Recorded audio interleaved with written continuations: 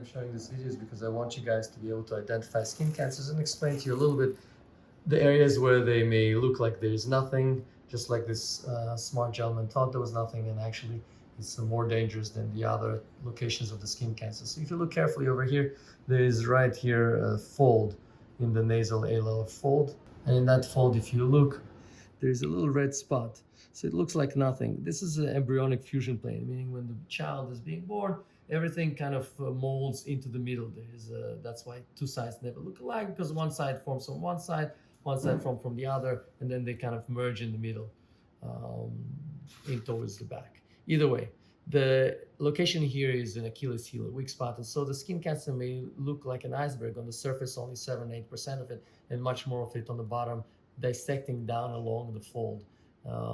And so you don't want to be deluded by that. You want to go for it, and make sure that you look under the microscope and not simply scrape it. I've seen it scraped. If no other choice, okay, that's an okay choice, but most surgery is the ideal way to handle a special location like that. This is a skin cancer. We just numbed it. It's on the tip of his nose. And what people often don't realize is sometimes skin cancers don't have to be red like this ones.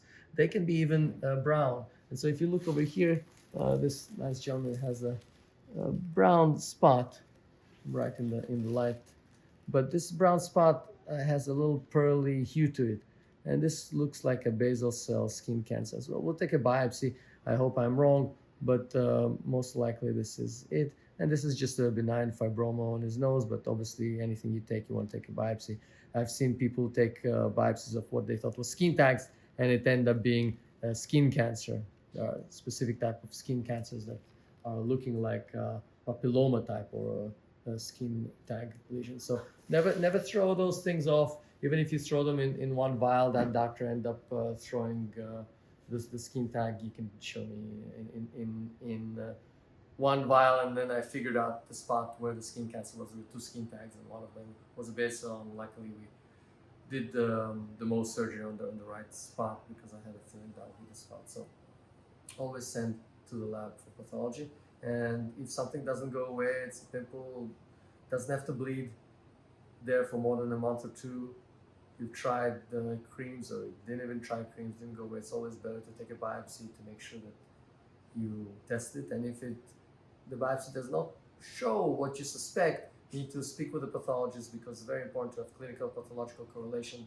And I've seen it when there was a biopsy that I thought was a skin cancer, and the pathologist, an excellent one, read that it was nothing, and it was probably because the biopsy that I did was either from a scar tissue, and so he just saw the scar even though it was flagrant, huge skin cancer, or it could be that the specimen that was given to him was showing that, and if I would have told him go cut deeper, he would have cut deeper into the tissue and he would have seen that there was a skin cancer in there.